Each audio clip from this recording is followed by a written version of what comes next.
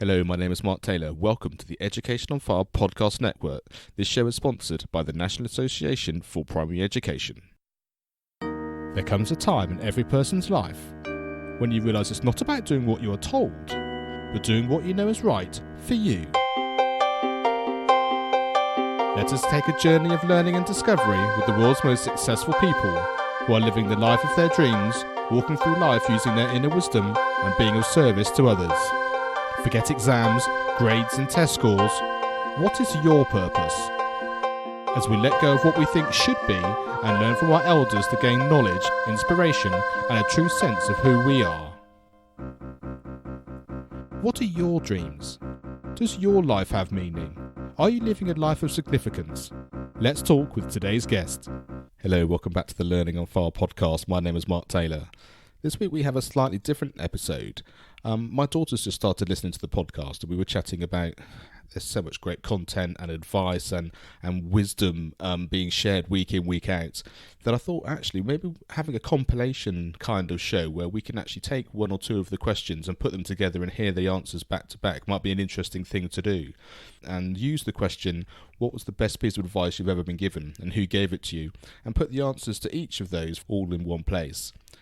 And what I'm going to do is I'm going to increase this week in, week out. So over the next few weeks, we're going to share a few of these so we get through all of the guests so we can hear what these questions and what these answers are. And also, because they're sharing great resources which they've used as well, I'm going to compile a document that you'll be able to download where they've shared all those things as well. So we've got some easy access then to some of the best content there. So if you've listened to all the episodes, then you'll know all this already. But if you haven't visited all the show notes or you haven't heard them all, this is just a way of giving you some great snippets and some pearls of wisdom for you to be able to get your teeth into. Hope you enjoyed the episode. Let me know what you think. You can email me, mark@educationonfire.com, and I hope you enjoy the show. What was the best piece of advice you've ever been given, and who gave it to you? I'm going to say Robin Brindell, who is a lady. She is the partner of a guy called John Chaplin, who was the founding stage manager the Dewan Philharmonic Petronas, which was the home of the Malaysian Philharmonic Orchestra. And his wife was an avid concert goer, and we became very good friends. And I'm still in touch with them both. They live in Australia now, and we touch base once in a while and catch up with things. She is a very wise woman, and I think a great deal of my personal development is down to conversations where she has challenged my paradigm at the time. Yeah. And I'd say only choose decisions that make you stronger. That's what I'm going to say. I don't know who gave it to me. I think the best, lesson I learned just growing up is just follow your passion. And I've heard that from just random people. It's just truly just follow your passion. That is the key. And not follow what you're told to follow as far as career choice, and because it sidetracks you. And I studied successful people, I want to say in my mid-20s, so it was after college. And I just was like, I was looking at certain people, just saying, why is that person successful?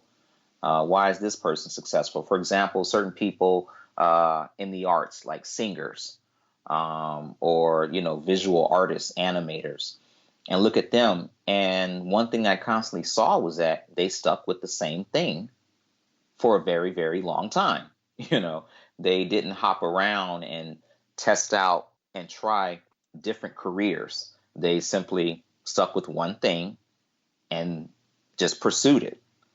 Even politicians, people who run for public office, they stuck with it.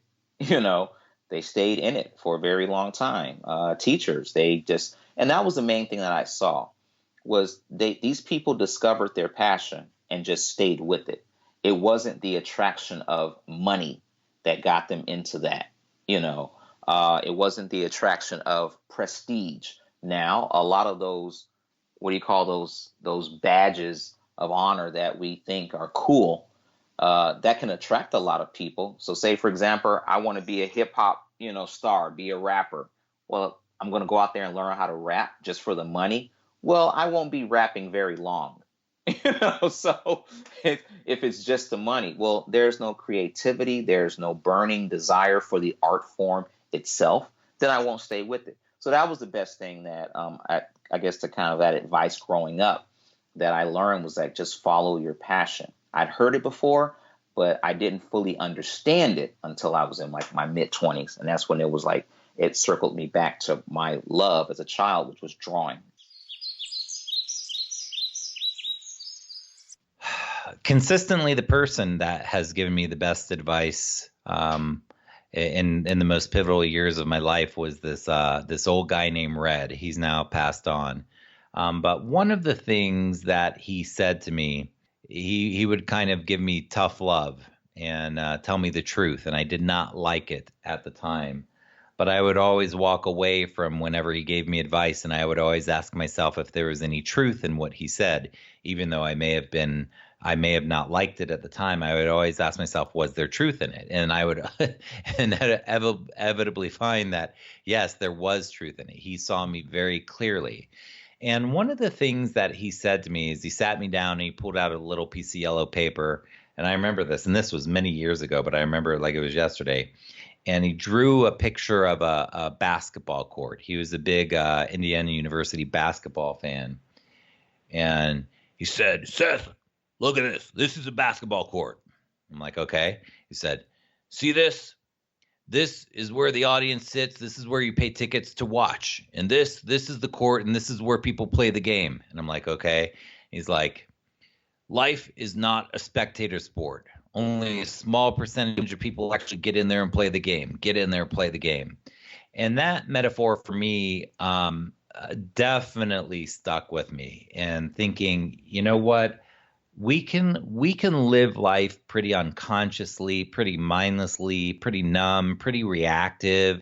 We can just kind of do what we've learned and not really question things, and just kind of be a robot and go through life kind of numbing out and just kind of, watching TV or drinking beer all the time or playing video games all the time or doing whatever people do to kind of forget about life and kind of miss out on the fact that life is not a spectator sport.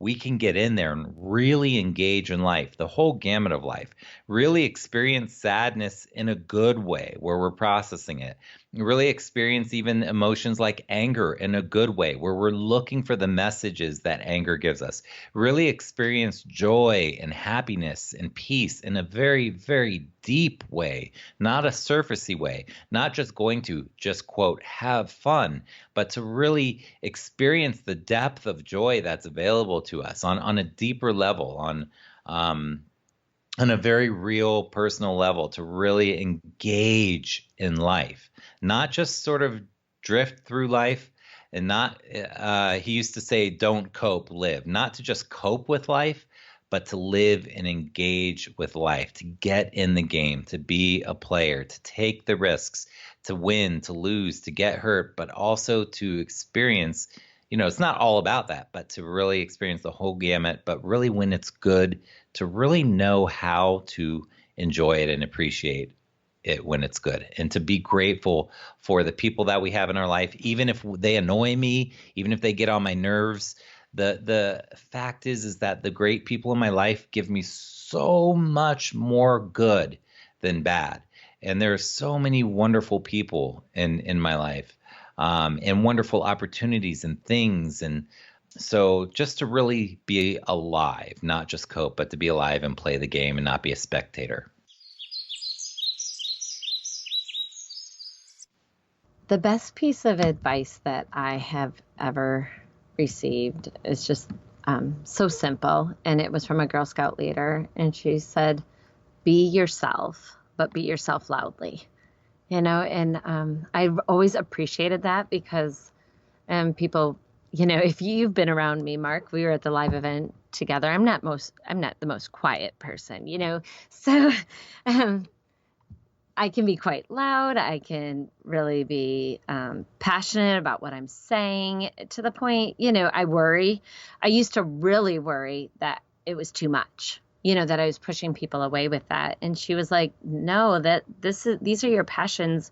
If I was really passionate about somebody being mistreated, something had happened, and this is where that conversation came from. But in Girl Scouts, we were always there, we were always together, and they always encouraged us to be really supportive of each other. And there was an argument, and I really felt that one of the girls was being mistreated by another one. And I stood up for her, and I was so passionate about it. And the leader's like, you have a heart for this, and you should never shut that down. Like, be yourself loudly. And I thought, gosh, no one tells me to be loud. No one tells me to be loud. But it was such a good thing to be affirmed that way, to be loved and appreciated and known for who I was, and being encouraged to be that anyway. I think so many kids feel like they have to really protect what others see of them. And this woman really allowed me just to be me. And so that was just really powerful. The best piece of advice that I've been given, and who gave it to me, it would have to be my mentor, Steve. He once told me the same thing I did for you, do for somebody else.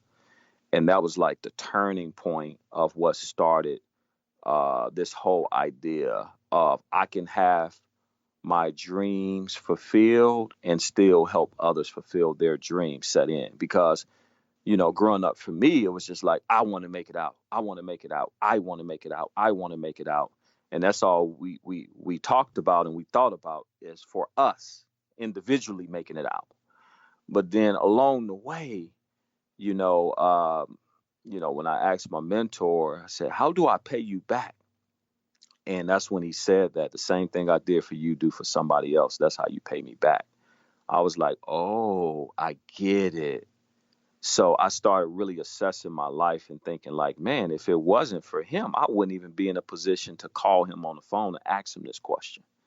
So if he had singularly this much influence and impact on my life, how much more can I impact others' lives, and how much more can they impact others' lives? And if we kept that chain going, becoming successful, and also building what we call successors, then the world would be a million times better, because I'm helping you get up the ladder while I go up the ladder as well. So I'm not just climbing up the ladder, knock the ladder down and say, hey, you got to find your own ladder to get up here.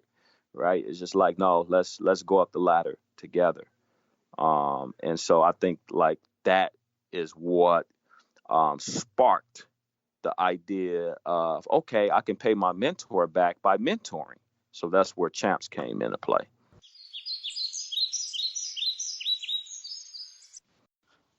We've had a lot of good advice. I ran across a great mentor, Dr. Tom Fleck. Dr. Fleck is considered a pioneer of American youth soccer, and he's written books. People know about him. There are awards named after him. Again, I've been fortunate to run across him. He saw something in me that I didn't see in myself, and he gave me a chance to rise up in the world of soccer. But he told me a few things that I've lived by. First thing is, he said, if you're going to coach kids, you've got to get inside the belly of a 9-year-old, and you've got to see the world from that perspective. And if you can't do that, then you're not going to be as effective. I've always tried to remember that. Another thing he said is be an original. There's plenty of cookie cutters out there. Give the world a reason to think that you're a little different. Don't be afraid of being an original. And he said, when you lose your fire, it's time to get out. If you don't wake up every single day excited to get after it, that's the day you need to leave. Dr. Fleck taught me that stuff. There was a guy named Pat Logan that I worked with, really smart, wise teacher, worked many years with him. And I was younger in my teaching career. He was older. And he saw the value of PE and the value of recess, actually. He believed in recess, just free playtime at school, as one of the most important times at school. And we would go out there and supervise recess together. And he taught me a lot about why that was so. And whenever there was a problem at recess, and my young teaching self would charge over there to solve the problem and fix things, right? And this is the thing we're trying to tell people not to do. Let the kids sort it out, right? Well, Pat would never stop me from doing that, and he would never say anything to me about doing that. And then one day, when I was getting ready to go charge over and solve another problem, he said to me, "Go and split that baby, Solomon." And I'm thinking, what did he just tell me? I didn't understand it. I went around, I solved the problem. I played the sheriff of the playground, fixed the thing that happened. I came back. I said, "Pat, what does that mean?" And essentially what he was saying was, "Hey man, you're running over there to fix problems. You're splitting babies in half. You can't split babies in half. Let the pack sort it out. It'll take care of it." That's another person that taught me a lot was my stepson Rob and my other stepson Brian. They taught me so much. And Rob, one of Rob's favorite things is let the pack sort it out. My wife, Karen, with my daughter who was a picky eater, she taught me probably more about teaching than anybody I've ever met. And one of the things she taught me was creating choices for people that result in what you want to happen no matter what. And so, in other words, her thing was, if we want to get Katie to eat broccoli, what we say is, "Katie, would you like to eat the broccoli with the spoon or the fork?" And either one is fine. And Katie would choose a spoon. There goes the broccoli. It doesn't matter what that one little choice was. The bottom line, the broccoli was eaten.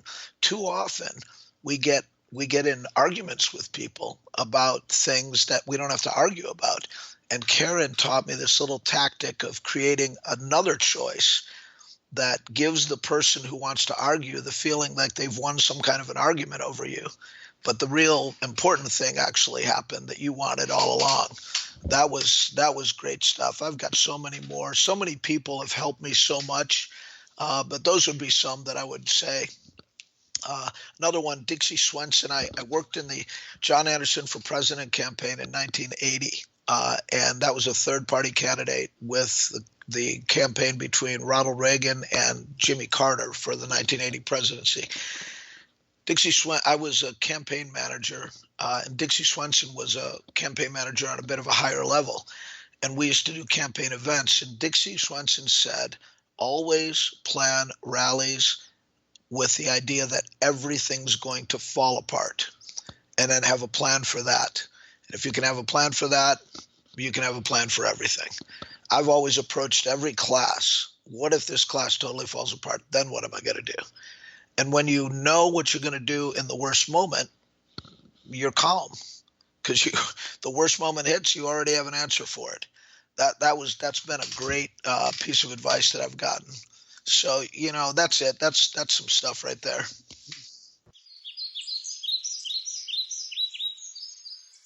So when I was in college, I was given the advice or the saying that has kind of lived with me: excuses are tools of the incompetent. And it was at a point when I made an excuse for not doing something. And that really, truly has stuck with me from that point on. Like, excuses are tools of the incompetent, and don't come with excuses. Own what you do. Own what you didn't do. And I actually think that probably is the best piece of advice I got, or best saying that has served as kind of a guiding principle for me.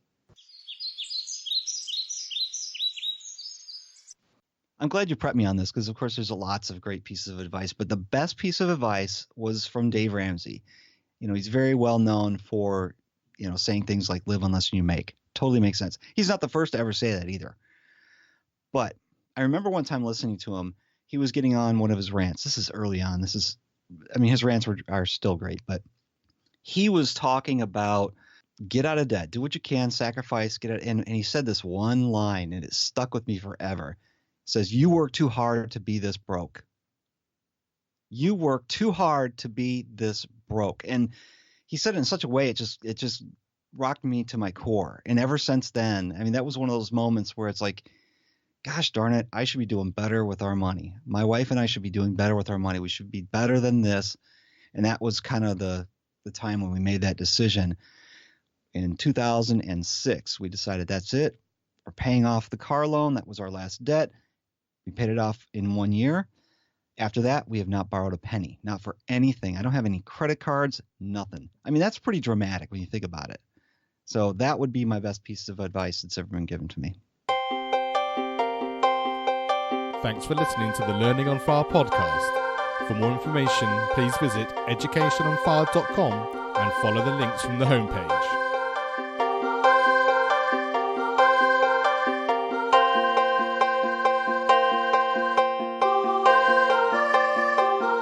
This show is sponsored by the National Association for Primary Education.